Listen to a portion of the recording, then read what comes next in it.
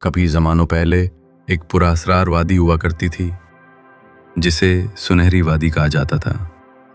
یہ وادی ایسی تھی جہاں سورج کی روشنی زمین پر نہیں بلکہ خوابوں پر پڑتی تھی۔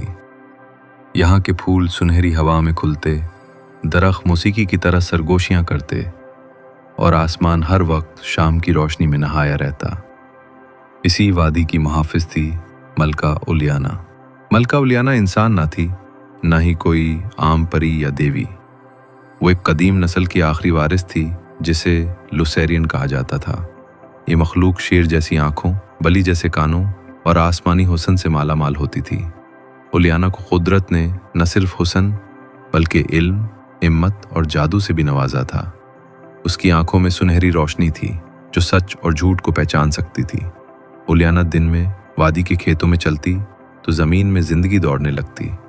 رات میں اگر وہ کسی خواب میں آتی تو اس انسان کو سچائی کا راستہ مل جاتا۔ لیکن سب کچھ ہمیشہ خوبصورت نہیں رہا۔